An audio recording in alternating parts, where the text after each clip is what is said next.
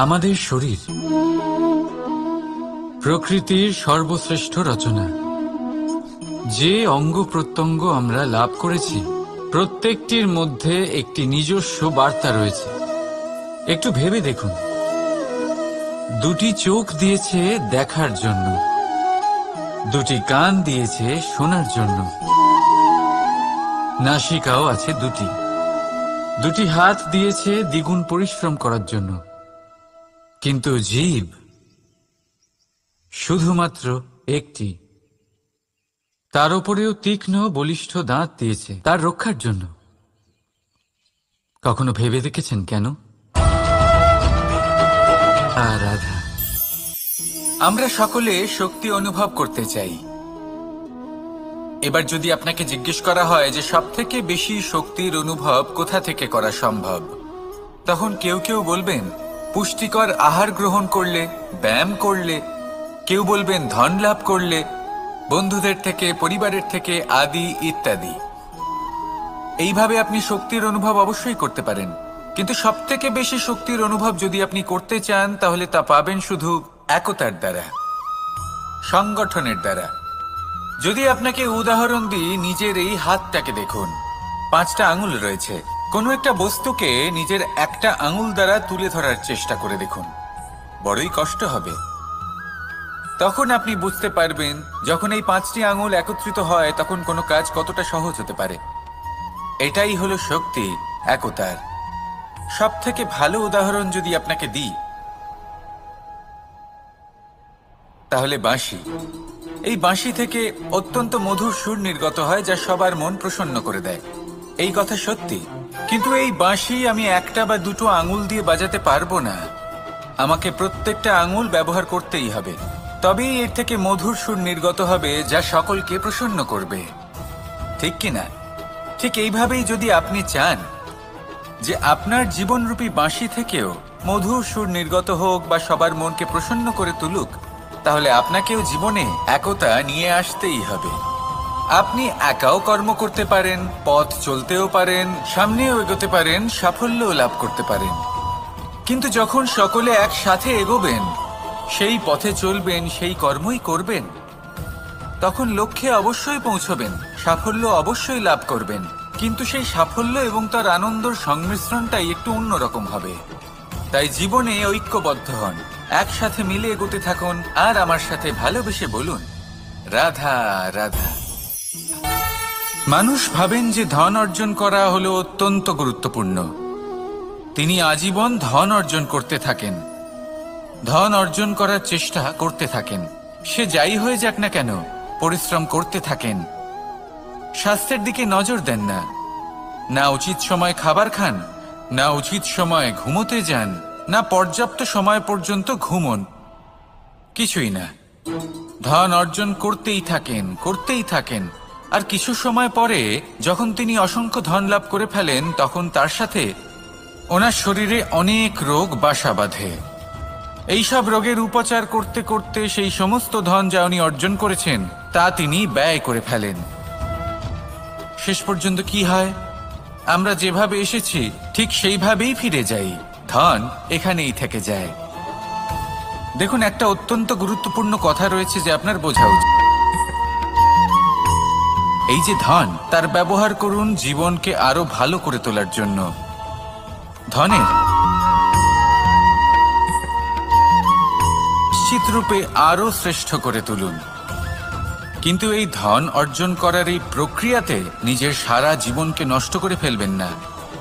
এই জীবন উপভোগ করতে শিখুন, আর আমার সাথে ভালোবেসে বলুন রাধা রাধা।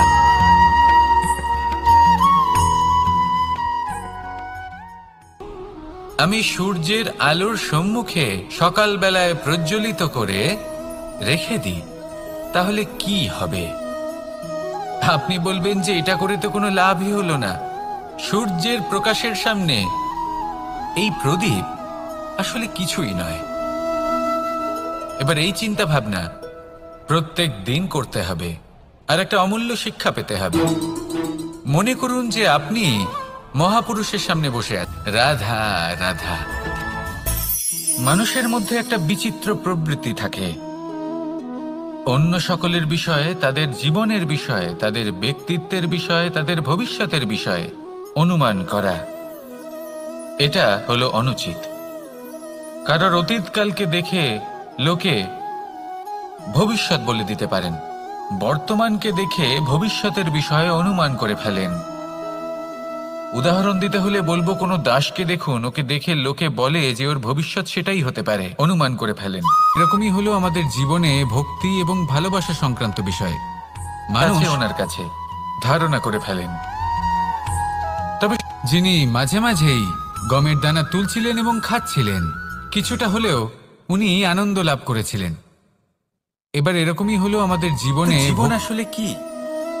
জীবন হলো আপনারই প্রতিবিম্ব, একটা দর্পণ। অর্থাৎ আপনি জীবনকে সেইভাবেই পাবেন যেরকম আপনি নিজেকে প্রতিপন্ন করবেন। যদি আপনি দর্পণের দিকে তাকিয়ে হাসেন, তাহলে আপনি সামনে হাসি মুখী দেখতে পাবেন।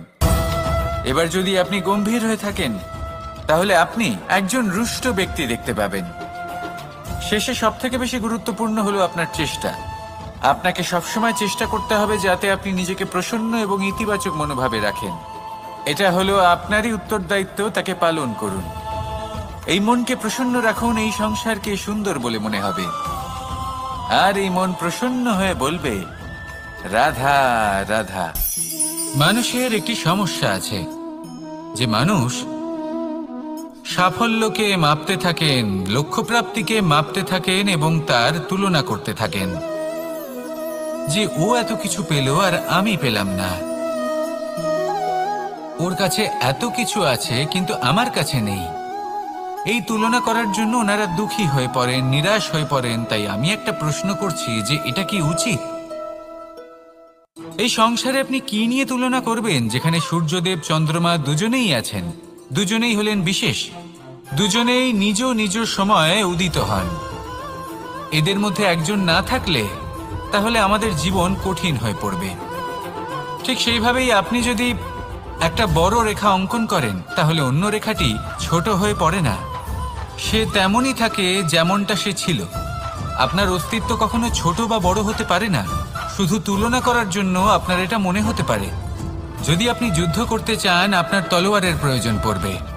যদি বস্ত্র তৈরি করতে চান, এত বড় তলোয়ার দিয়ে কিছুই হবে না, তখন প্রয়োজন পড়বে একটা ছোট্ট সূচের। তাই তুলনা করবেন না, না নিজেকে ছোট মনে করবেন, না অন্য কাউকে। সবার সাথে সহযোগিতা করুন, আর যদি তুলনা করতেই হয়, নিজের সাথে করুন। যে কাল আমি কেমন ব্যক্তি ছিলাম, আজ কি তার থেকে শ্রেষ্ঠ হয়ে উঠতে পেরেছি? ভেবে দেখুন ভবিষ্যতে গিয়ে আপনি কতটা শ্রেষ্ঠ ব্যক্তি হতে পারেন। আসুন আমার সাথে ভালোবেসে বলুন, রাধা রাধা। এই সংসারের সব থেকে গুরুত্বপূর্ণ তত্ত্ব কোনটা? প্রথম হলো সময়। জন্ম থেকে ছোট ছোট মুহূর্ত আছে, এগুলো যদি আপনি যাপন করতে পারেন তাহলে এই পরম্পরা, এই সংস্কৃতিকে এগিয়ে নিয়ে যাওয়ার চেষ্টা করি। এই সংসারে আমরা অংশগ্রহণ করতে চেষ্টা করি।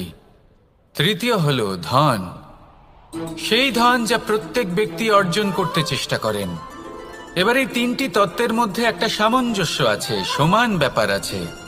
সে ধনই হোক বা সময় হোক বা হোক জীবন। আর সেই সমান ব্যাপার হলো যে যদি আপনি তাহলে সে কে?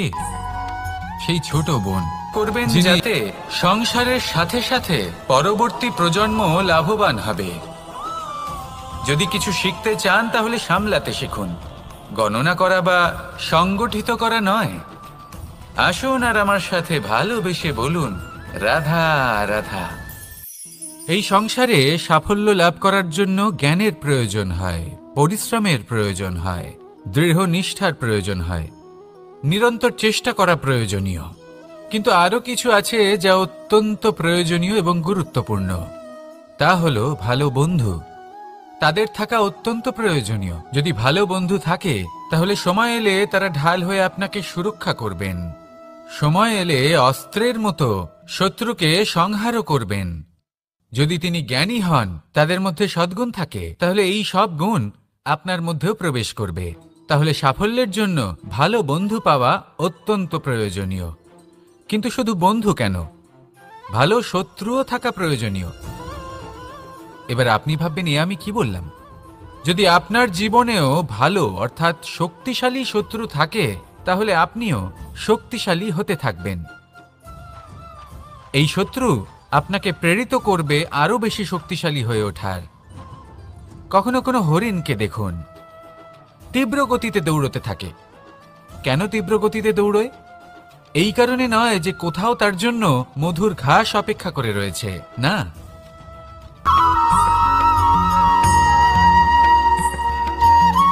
তার সম্মুখীন হতে শিখুন আর আমার সাথে ভালোবেসে বলুন, রাধা রাধা। পুরুষার্থ। শাস্ত্রে 4 ধরনের পুরুষার্থের কথা বলা হয়েছে। প্রথম হলো ধর্ম। আপনি কি জানেন এই ধর্ম আসলে কি? আপনার কি মনে হয় ধর্ম আসলে কি? কোনো বিশেষ ঈশ্বরকে মানাই কি ধর্ম বলা হয়? নাকি কোনো বিশেষ রীতি পালন করাই হলো ধর্ম? নাকি কোনো বিশেষ সাহিত্যকে সর্বশ্রেষ্ঠ মনে করাই হলো ধর্ম? না, ধর্ম হলো সেটা যাকে ধারণ করা যেতে পারে। আর ধারণ শুধু সেটাই করা যায় যা পবিত্র। পবিত্র শুধু তাকেই বলা হয় যা নিঃস্বার্থ, যার মধ্যে শাসন করার কোনো ইচ্ছে নেই, যা সরলভাবেই প্রবাহমান, জল এবং বায়ুর মতো। যখন কোনো ব্যক্তি ধর্মকে ধারণ করেন এবং সেই ধর্ম সেই ব্যক্তিকে রক্ষা করে, তখন তাকে ধর্ম বলা হয়। ধর্ম যা রক্ষা করে অহংকার থেকে, খারাপ চিন্তার হাত থেকে। সেই জন্য পুরুষার্থ গড়ে তোলার আগে, ধর্ম পালন করার আগে ধর্মের প্রকৃত অর্থ কি সেটা বুঝে নিন। এটা জেনে রাখুন যে সমস্ত ধর্মের আধার, সমস্ত ধর্মের ভিত শুধুমাত্র ভালোবাসা। আসুন আর এই ভালোবাসার সাথেই বলুন, রাধা রাধা। কখনো কোনো বাগানের কোনো বৃক্ষকে দেখেছেন যেখানে সুগন্ধি? তা হলো ভালো বন্ধু।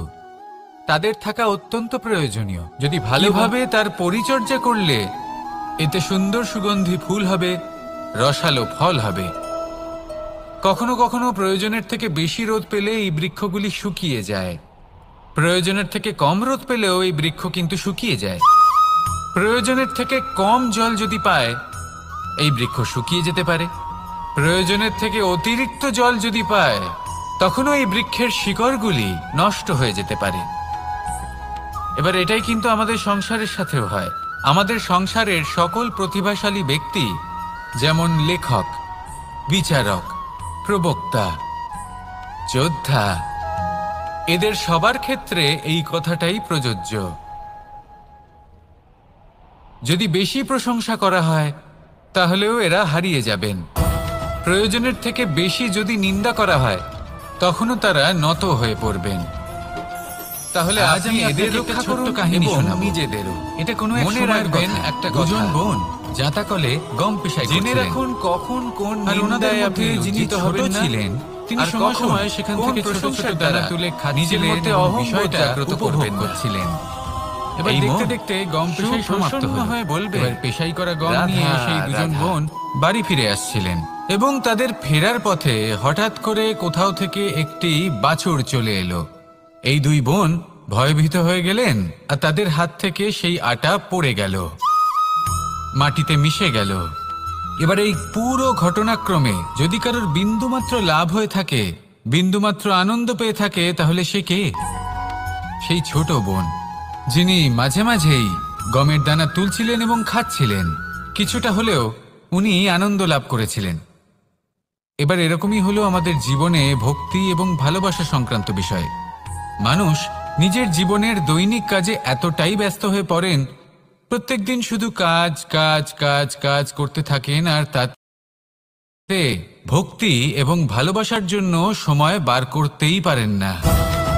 দেখুন, জীবনে ভক্তি আর প্রেম। আমার সাথে ভালোবেসে বলুন, রাধা রাধা।